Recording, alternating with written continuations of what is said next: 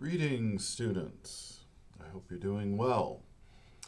We are continuing with Aristotle today, right? So last time we looked at his logical works, and today we are getting into his physics. We are looking at how Aristotle tried to do natural science, right? And of course, we have to be careful with the word science.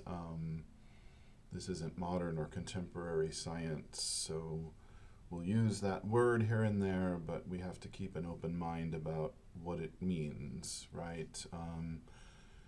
And we'll talk about method. So Aristotle is not going to use the modern experimental method because he's not doing modern science. So we'll talk about what his method actually is a bit today. Okay, so more specifically, we're looking at the physics, Aristotle's physics, and you were assigned to read book 1, chapters 1 and chapters 5 through 9 from book 1. And then we skipped book 2. We'll talk about that next week in connection with some material from the metaphysics, right? So book 1, the chapters I already mentioned there, and then book 3, chapters 1, 2, 3. Right, so this is pretty chopped up. We're definitely not getting anywhere near. We're not getting anywhere near reading the entire physics, and that's okay. We need some tools that Aristotle wants to give us for doing science. And I'll remind you of what I said last time. What we're really interested in is Aristotle's theory of change, right? And just like I told you last time, the selections that I have pulled out and our book editors have pulled out, they've been chosen with a view to highlighting the theory of change, right? It is sort of a main theoretical concern of Aristotle's, and so it organizes a lot of his thinking, right? So just like I said, I think I already said all this last time, but it bears repeating.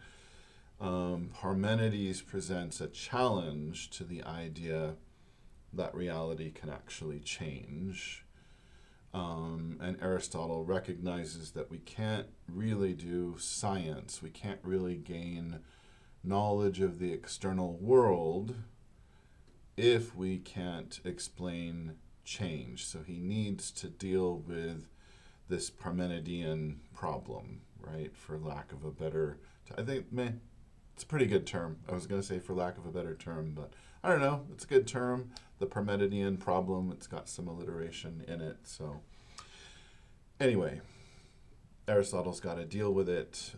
He's got to overcome the Parmenidean problem and show that change really occurs, and he needs to show how change can occur, right? So to make sort of a big distinction between Plato and Aristotle, maybe too big, overly general, but I'm going to say it anyway. With his theory of the forms, Plato asks, what must reality be like for knowledge to be possible, right? And that's really the main question we were looking at when we looked at Plato's theory of the forms. What must reality be like for knowledge of it to be possible? Well, there have to be these abstract forms that are eternal and unchanging and so on.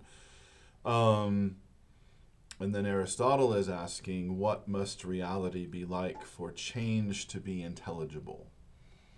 Right, so that question for him is just as big as Plato's question about, again, what must reality be like for us to be able to have knowledge of it? Okay. Aristotle's project, to be more precise about it, is to show that change is real It's not an illusion, as Parmenides would have said. It's intelligible. We can understand it, and it's structured, and we can say what its structure is. I said we would talk about method, and that time has come now. So in Book 1, Chapter 1, Aristotle tells us, which is very nice of him, what his method is, what his method is going to be in the physics as he does his work, right? He's benefiting from what, from his perspective, is already a long historical trajectory in philosophy, right?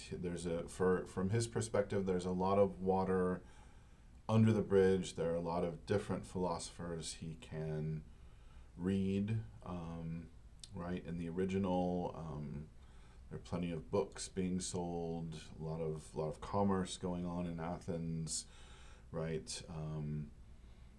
Maybe he was able to read all of Heraclitus. Maybe he was able to read substantial portions of Thales, right? He's got access to things we don't have access to.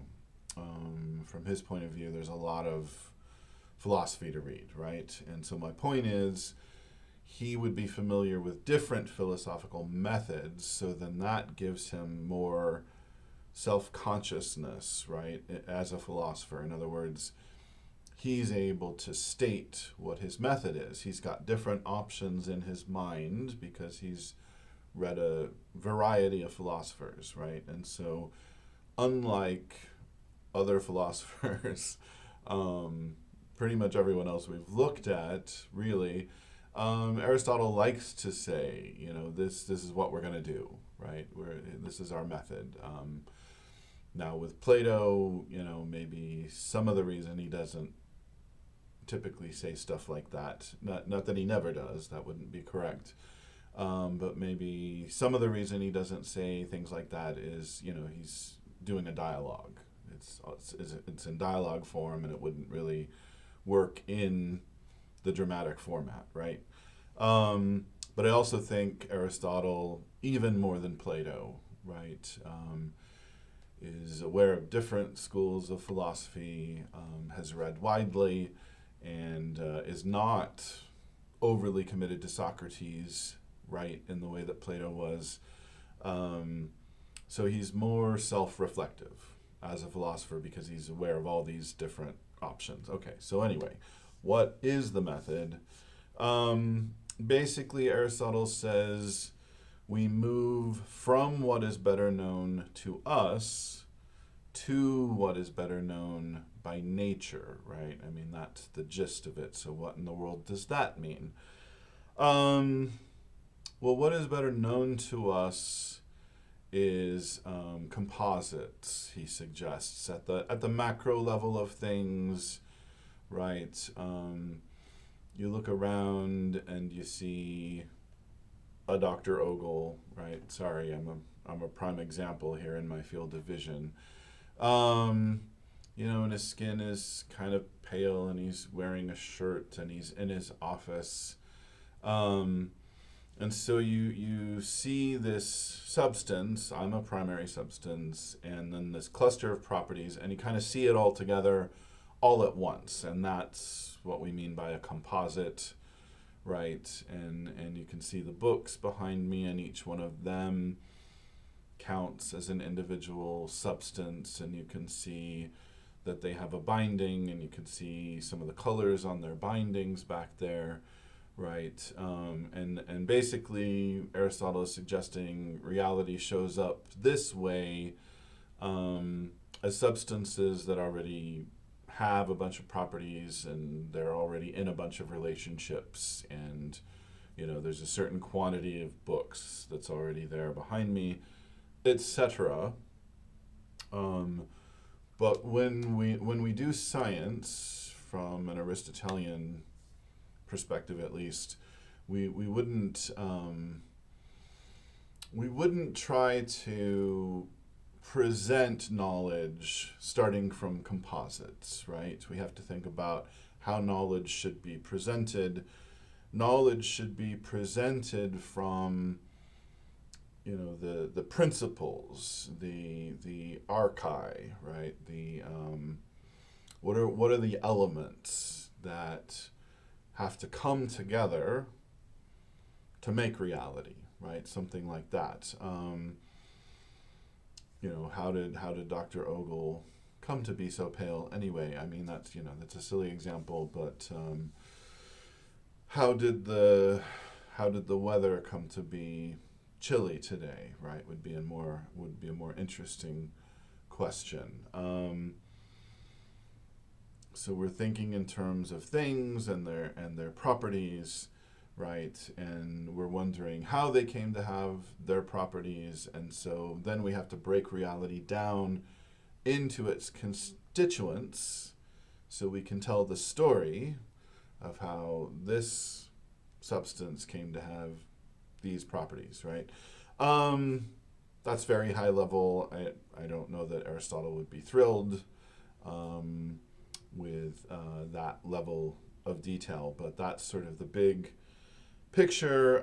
So what is Aristotle doing? We could call it analysis of phenomena, or we could call it ontological analysis, right? So there's a whole school of contemporary philosophy called the analytic school, and they love Aristotle, but they're not doing the same thing. Aristotle and these analytic people that are alive right now, they're not doing exactly the same thing. So if you've heard of analytic philosophy, they typically take themselves to be doing conceptual analysis or linguistic analysis, and they're trying to say what the world is like, but they're deliberately coming at the world through concepts and through language. That is not what Aristotle takes himself to be doing, and that's why I used the phrase ontological analysis. I want to be really clear about this. He thinks he can look at reality, observe it really carefully, and then say what the component parts of reality are, right? And then he can tell a story about how things came to be as they are based on the components that exist and the mechanisms of change, right? So I hope that makes some sense. Like literally he's doing ontological analysis, or I also said analysis of phenomena. That just means he's looking at the appearances and breaking them down, but he isn't thinking of the appearances as radically different from what is, right? That would be, a more modern way of looking at it, although of course, there certainly were pre-Socratics who thought this way. We tend to be skeptical of the macro world, and we tend to think, well, underneath the surfaces, there's a lot going on, molecules and atoms and subatomic particles, and the macro level doesn't really resemble what's really, really going on. We tend to say things like that, what's really going on at the micro level. None of that is Aristotle's view, so we don't want to attribute stuff like that to him. He's doing analysis of phenomena, looking at the appearances, but he thinks, the appearances are real. They're not obscuring reality. He can look at them and analyze them and get the component parts of reality out of that analysis, and then tell a genuine ontological story about what the world is like. Okay, so that's the method. And then very quickly, in our reading at least, we get into the problem of change, right? So starting in chapter 5, Aristotle starts discussing change, how change works, what change is like.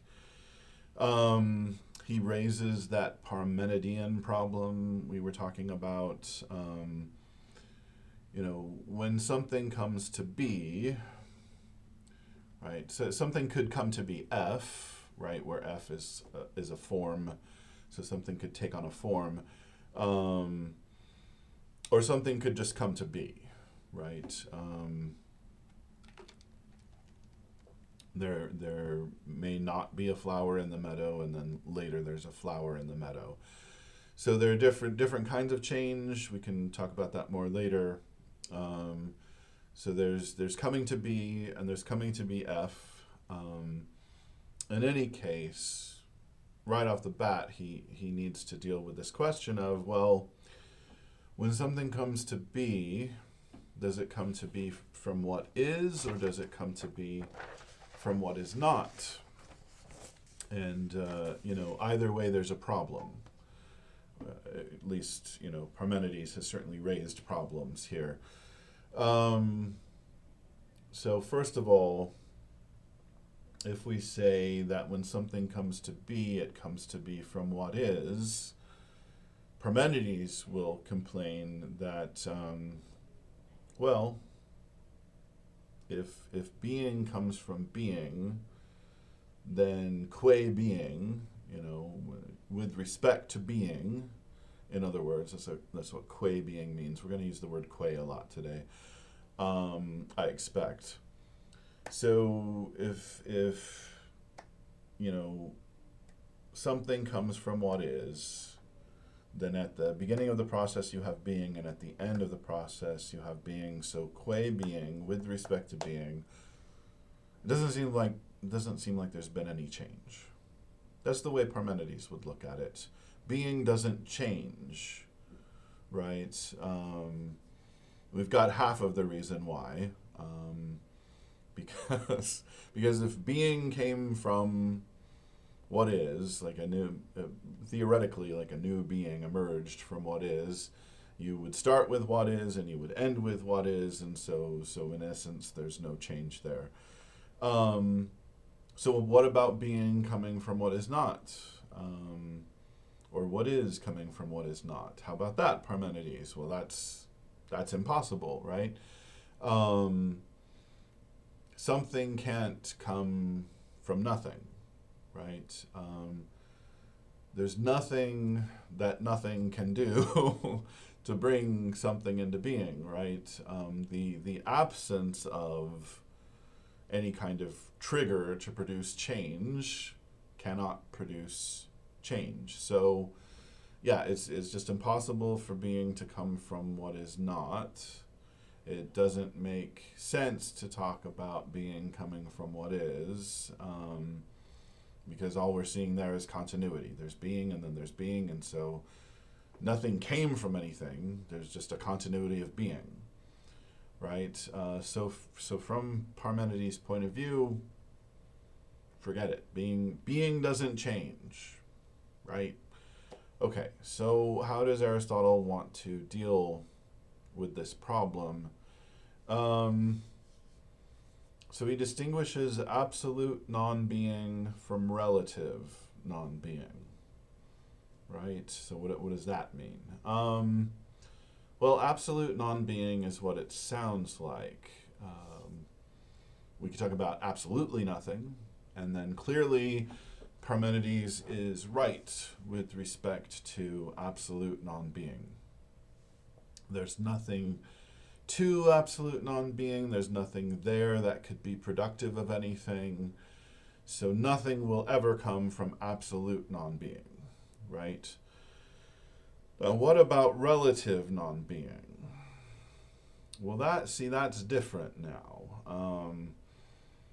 When we talk about relative non-being, what we're really talking about is a lack of something, right? Where you've got something there, and what's there lacks something else, right? So you could have relative non-being in the sense that you could have a substance that lacks a property, right? And then you could imagine it coming to have that property. To give a formula for that, in other words, change could certainly involve a subject that is not yet F. And then we're using F, and we'll use that more as we go. We're using F to stand for form because Aristotle has his own theory of forms, right?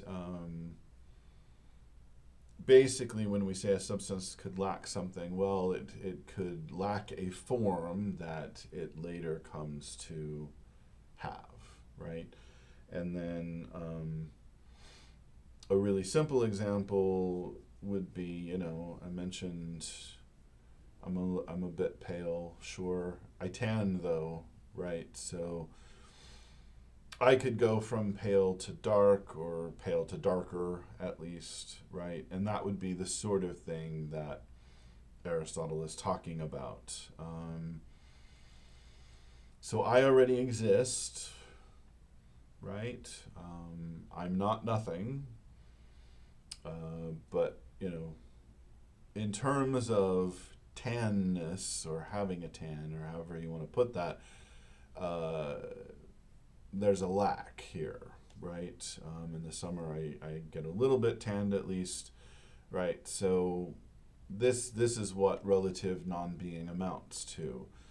There's a lack of a form, and then later a subject, usually a substance, will come into that form, will come to have that form, okay?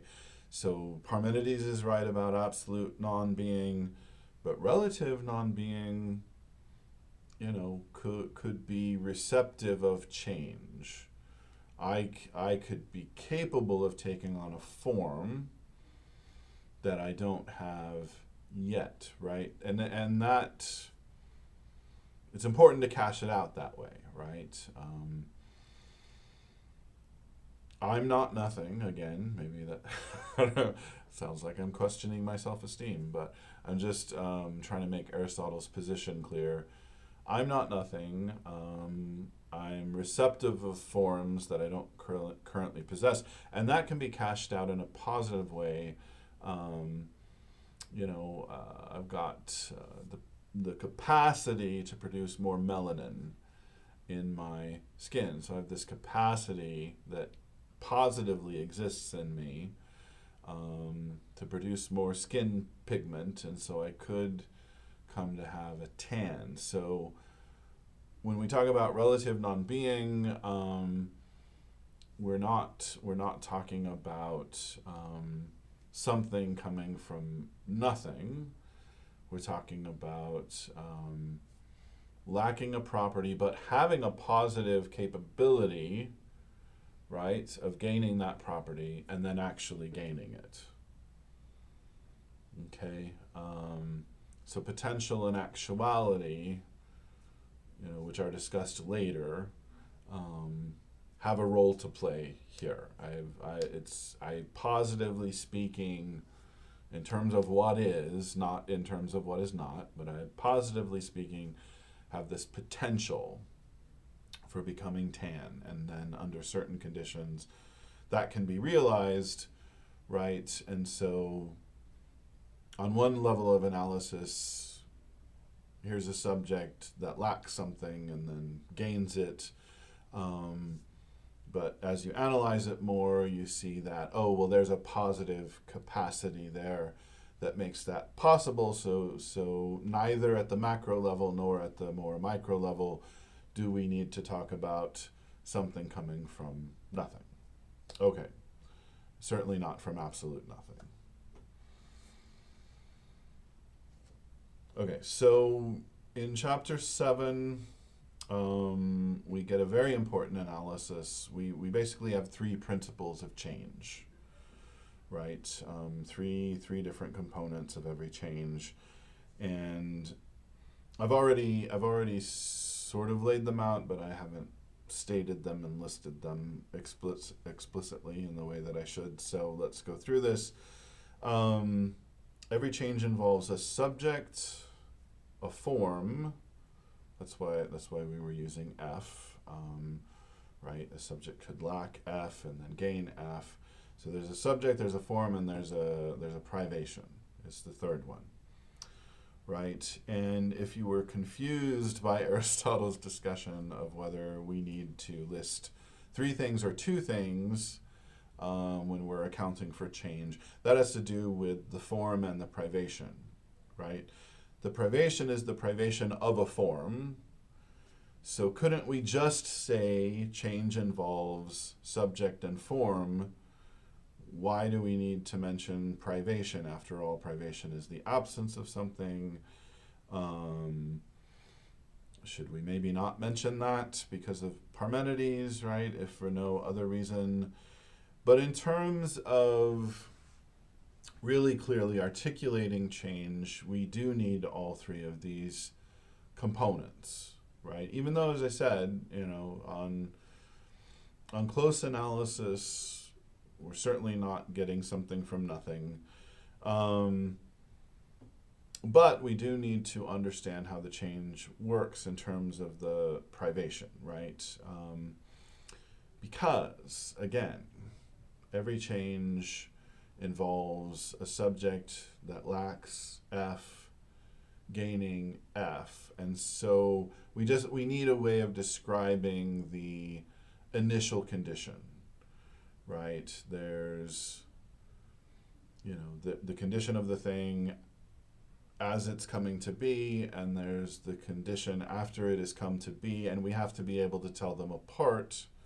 And the way to tell them apart is to talk about the lack of F, and then the change or the coming to be, and then the possession of F, right? That seems to be the correct analysis, right? And then again, you sort of look closer, you look under the hood, and you end up talking about positive capacities and actual potential, or maybe I should say real potential and not put the terms actual and potential together like that. Genuine potential then, right? I mean, you see what I mean. But in terms of giving a general description of how change works, it's always a subject that lacks F gaining F. Right, and so there doesn't seem to be a better way to express that. So Aristotle, even though he brings up this issue, should we talk about two elements or should we talk about three? He sticks with three. He thinks that's the best way to proceed. Okay, enough on that probably. Well. Yeah, I'll say one more thing. There was this issue that Parmenides raised about going from what is to what is, right? So qua being, nothing has really changed, right? And so you could sort of pose that to Aristotle right now. You could say, well, you're talking about a privation of X, and then, you go from that, the subject doesn't have X, to, the possession of X, now the subject has X. But then when you analyze the privation, you see that there's a capacity, there's a potential, there's something there. So in other words, we are going from what is to what is Aristotle, right? Does that concern you? Well, Aristotle can now say, look, I'm doing ontological analysis at a certain level of analysis. F isn't there. There's a privation of F. And then the subject comes to be F, right? And so, I'm able to describe things at a certain level that shows you go from a lack to a more positive state. In terms of the initial lacking F, you're going into a more positive state, the gaining of F, right? So at least at a certain level, you're going from what is not to what is. But then you look beneath the hood, and things get more positive. You get to talk about what is when you give a deep explanation of the lack. Does that mean all lack is sort of unreal, sort of superficial? Well, the phenomena are real, so that's a start to answering that question. But then you also have to see, if you're wondering about this sort of thing, you also have to see that a lot of things change according to their telos on the Aristotelian view. So if you look at the seed of the daffodil, say, I talked about a flower being in a meadow. So let's say it's a daffodil, just for funsies. Right, at one point there was a seed, and it lacked the mature form that the daffodil has, right? But the seed itself has a form such that, if things go well, the seed is sort of destined to turn into that mature daffodil form. So, first of all, the phenomenal level of things is real. So if there seems to be a privation at that level, then privation is real. And then secondly, things often lack a form that they're meant to have. I don't know how else to put it. We don't quite have to bring God into it at this point. Right, from Aristotle's point of view, the universe is rational, and final causes are operative. We can talk about that more next week, right? A final cause is, again, the telos is a word that I already used. The goal, things can have inbuilt goals, right? The seed of the daffodil has an inbuilt goal. So it makes itself into a mature daffodil. So then that privation, when it's a seed, is real. It's really not a mature daffodil yet, and it will strive to become a mature daffodil. So that's a different way in which privation is real. So some things are on their way to becoming better, becoming an improved version of themselves. And so if they're not yet in that perfect condition, that's real. That's a real lack from Aristotle's point of view, and he believes he can explain that in terms of normal causal processes. For him, final cause is just as much a cause as any other kind of cause. But we'll say more about that next week. Okay. In chapters 8 and 9, we see that there are different kinds of change, and this has already started to come up. Right, so there's substantial change, there's coming to be and passing away.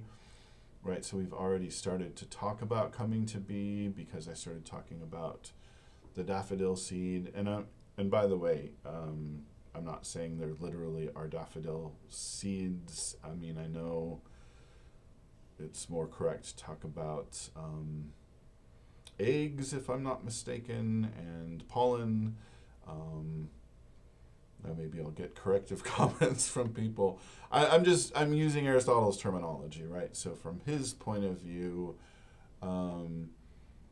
plants and animals come from seeds, and that's the term that he's going to use. That's all, just to explain myself a bit there. Anyway, there's substantial change coming to be and passing away. So substantial change means, well, a new substance comes into existence or a substance ceases to exist, right? So we've been focused on, there's a subject, which usually is a substance, and it didn't have F, and now it has F, right? But also substances can come to be and pass away, right? And then if we read a lot more Aristotle, we'd get a lot more detail on that. I mean, we're not getting much detail here.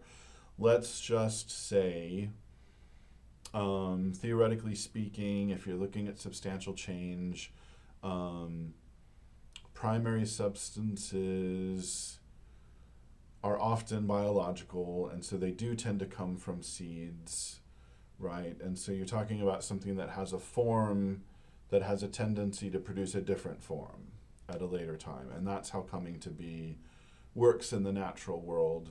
But then, of course, humans make substances come to be. And so, again, you've got the books behind me. We can have a form in our minds. Like I have this idea that I want to make a book, right? And so I take the right materials and I put them together in the right way. And then you get a book that hangs together, right? Because I glued the binding in the right way. And that's how a different kind of substance, an artifact, comes to be. And then when it comes to passing away,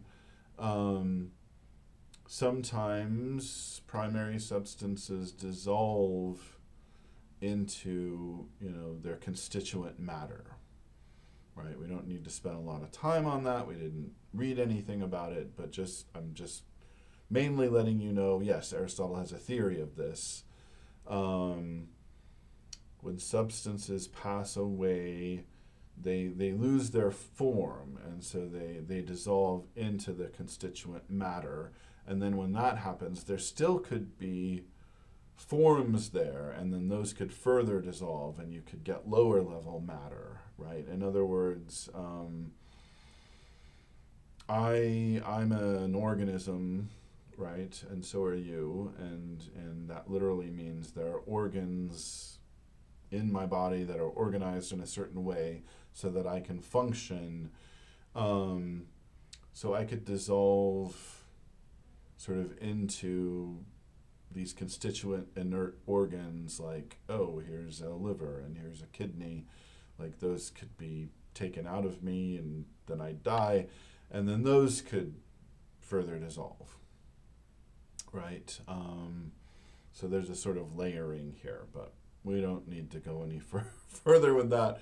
Mainly, I'm just assuring you, yes, there's an elaborate theory of how substances come to be and how they pass away. There's accidental change. We were kind of focused on alteration, I would say. Right, we were talking about a subject not having F and then having F later on, right? So then I gave the example of Dr. Ogle's pale and he becomes darker. That's the kind of thing we're talking about with alteration. A house is a subject. You could paint the house, right? So that's alteration. You could change the color of the house. You get the idea, right? In general, things can take on new properties. Growth and diminution. A child is not a seed, just to give you an example of growth. A child is not a seed. A child is a not fully developed adult that will grow into an adult. Growth is possible. Growth tends to involve keeping the same form more or less. I mean, the adult human form is somewhat different from the human child form, but roughly the same. Some built-in programmed changes there, but a child is already a human, obviously, right? And so how does that work? How does growth work? Well, the child maintains the same form and incorporates matter from the environment. That matter is used to build out the form a bit more, and all of that is determined by the human soul. That would be the way Aristotle would put it anyway. I've mentioned already, soul is tied to function. So one thing humans do from birth is grow, right? And so the soul determines that as I take in this matter, first starting with breast milk and then building up to hard foods, it'll be incorporated into the form that I already have, right? So we've got a pretty elaborate theory of growth. It's not really, you know, totally pertinent to physics, so that's gonna right. So that's covered in Aristotle's biological works. Diminution is the same, at a general level. In other words, you could think of a river. You see this in Colorado a lot, right? As the year passes, the river narrows, then it widens, right? But it's got the same form. Ever newer waters are passing through it. Thank you, Heraclitus. Right, but there's not much free water in February, so the river is flowing, but it's a bit of a trickle. And then what's supposed to happen is you get into May and June, and then you get the melting snowpack, and then the river gets broader. It gets closer to the river banks, right? And maintains the same form, the form of a river, right? So you see both growth and diminution with respect to the river as the year passes, right?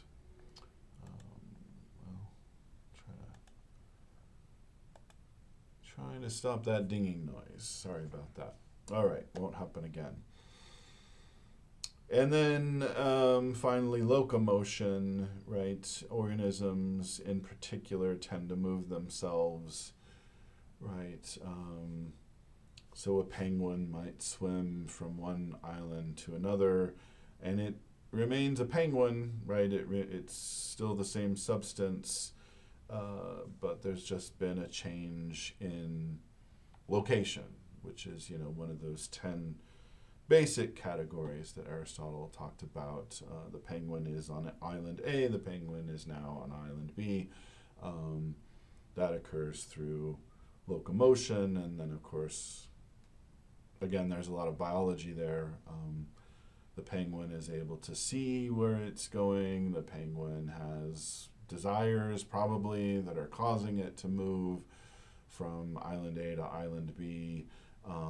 So teleology sort of gets involved. There was some kind of plant that's good for the penguin. I don't know what penguins eat, by the way. And that's what led to its going to island B, and so on, right? But the general structure of it is the penguin was not on island B, and then later the penguin was on island B. And so our general scheme of, the subject lacked F, and then the subject came to have F still works here. It works in all these cases. Our form hasn't failed us in any way through all these. Aristotle's form is meant to cover all these different things, even substantial change, because you still have a subject. It could be the seed, or when matter is being incorporated, you could talk about the matter as the subject, and it takes on this form, right? As the child eats things, matter gets incorporated into that human form. And so anyway, yeah, these are different kinds of change, and they're all covered by what we've already said when we said, especially every change involves a subject, a form, and a privation, right? All of these different kinds of changes that we're talking about, they all fit into that schema. Okay, we're getting near the end here. Now we've gotten all the way to book 3, which is where Aristotle discusses motion. Okay, so looking at chapters 1 and 2 of book 3, and Aristotle defines motion, of course. He likes to give definitions, as we know. he defines motion for us, using this old thing. We can go to page 492 to find the definition of motion. Aristotle says that motion is the actuality of that which potentially is, qua potentially. Okay, so that's page 492. If you have some other edition of the physics, then you're going to want to use the Becker numbers, which are in our margins, right? They're like the Stephanus page numbers for Plato. These Becker numbers come from a standard translation. This one's a German translation. I think his name is Oscar Becker. He did the complete works of Aristotle, and so people are always referring back to the pagination in that complete edition, right?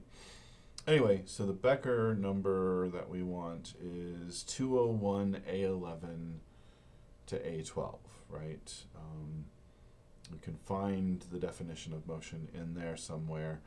And I looked up a different definition, or a different translation of the same definition, I should say.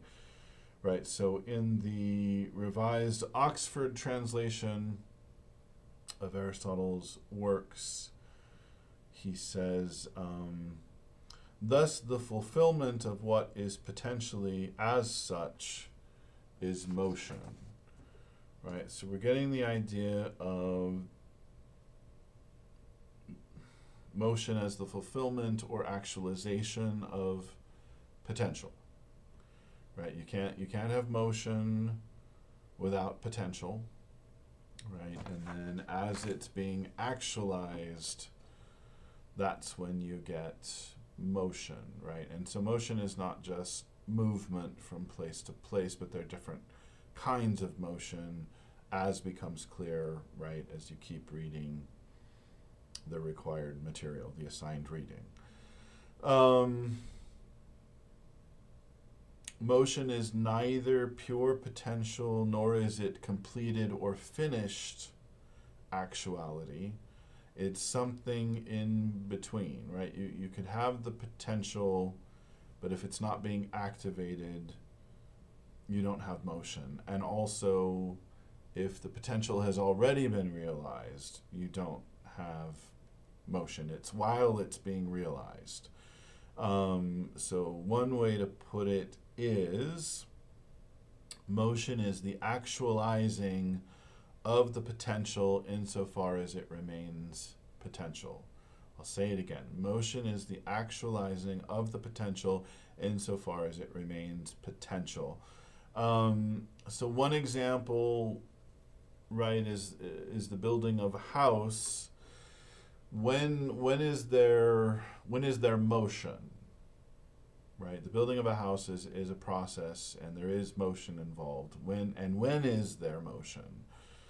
Well, it's not when, there's a pile of bricks and a pile of mortar and some wooden beams just lying around, right? Somebody might have brought those to a site to build a house, but that motion that we call building of a house hasn't occurred yet. Materials have been gathered, right? But when the component parts of the house still exist somewhat separately, you don't have a house yet, right? And when the pieces are being moved and put into place, when the bricks are being laid with the mortar, say, that's when the motion is occurring, right? So there has to be some potential left to be realized. The house can't be finished. And there has to be some actualizing going on, right? I'm laying the mortar down. I'm putting a brick on. The potential is being actualized. If nobody's moving any of the pieces that will go into the house, there's no actualizing going on, right? So again, the motion of building the house, this one we would call a process, this kind of motion we would call a process.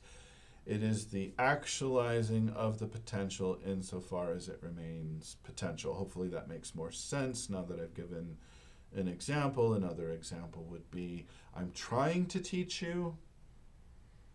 Am I succeeding? That's a different matter.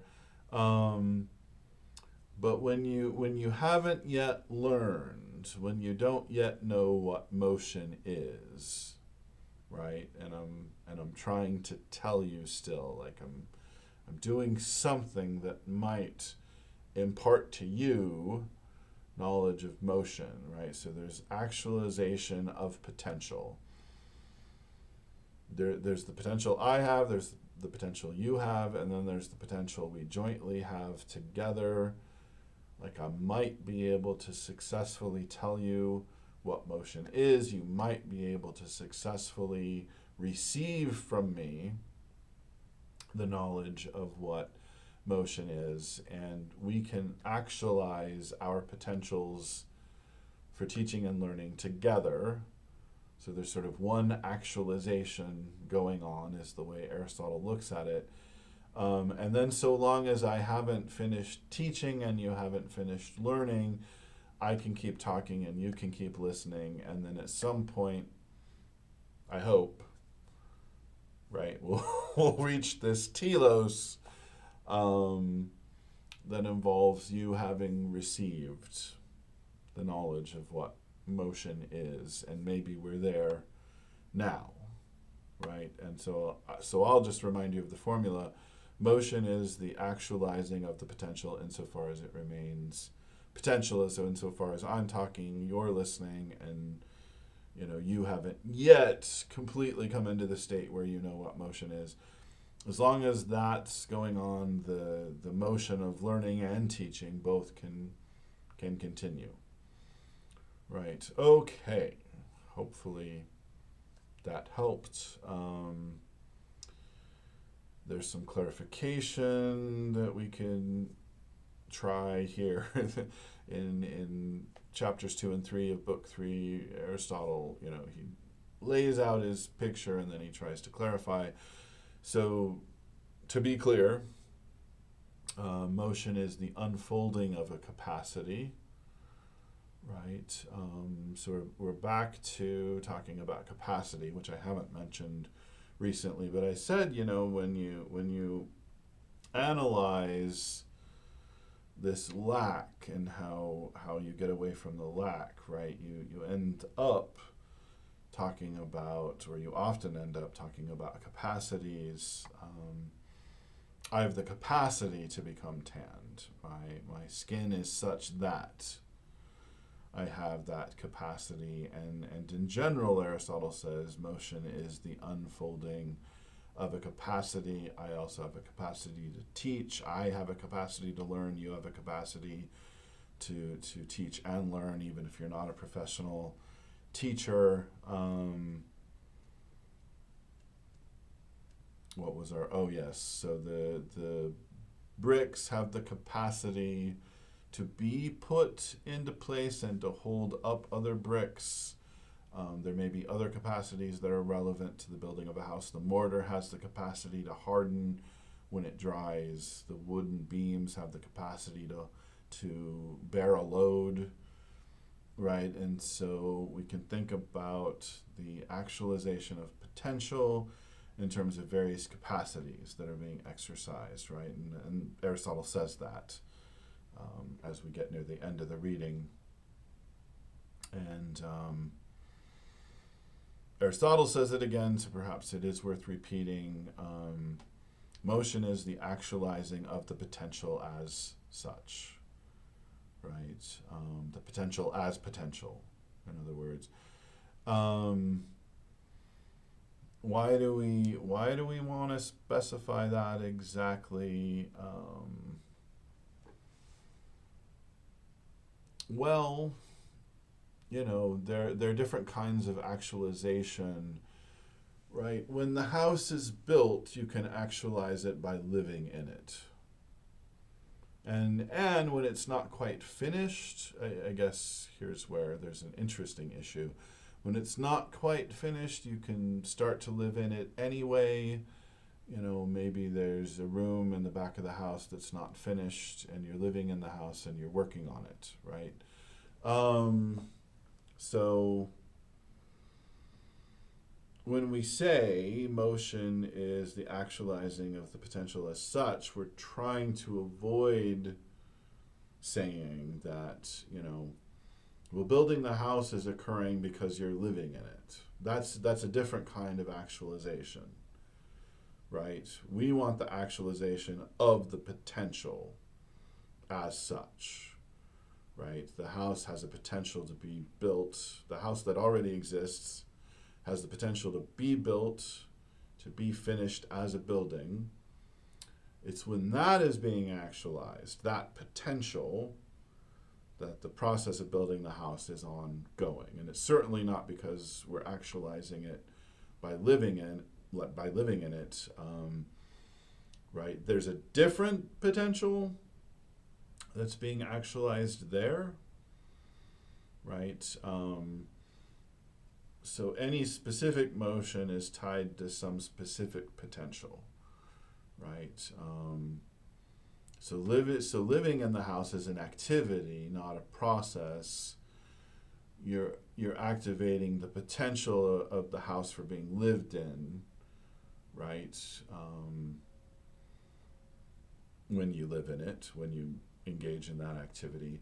So the potential as such matters. Which potential are you realizing? If you're realizing the potential of building the house, well, you're only building the house when you exercise that specific potential for being built. And then when you actualize a different potential, then there's a different motion going on. The motion maybe of living in the house, right? Which we would call an activity again, not a process. We don't need to get into the difference between activities and processes, but of course, Aristotle has a theory of that, and could tell you all about the differences. Okay, so let's just sort of close with a really basic review. Aristotle has accounted for change, let's say. Aristotle preserves continuity. There's no gap in being, in other words. We're not going from not being to being. We're not going from what is not to what is. There's a preservation of continuity because we have a subject, right? Anytime there's a change, there's a subject, and the subject goes from not F to F, right? So the continuity involved, the reason that nothing doesn't need to get involved, is that there's always a subject. But of course there's change, so there's novelty. How do we introduce novelty? Well, we need a form. And we can say the subject didn't have F and it came to have F. So we get continuity, but we get novelty, and that's what you need for change. You can't start from nothing, so you need the continuity of the subject. But also, of course, if you're going to have change, you need novelty. And so you go from not F to F, and that's where the novelty comes in. So change is intelligible. We sure have been talking about it a long time. I hope I've made some sense. Change is intelligible without a deep, strong appeal to non-being. Right? We've just appealed to relative non-being. We've in no way needed to appeal to absolute non-being to get all this to work. All right. Well, I do hope that helped. I do hope that your potential for learning about Aristotle has been at least somewhat actualized. Thank you.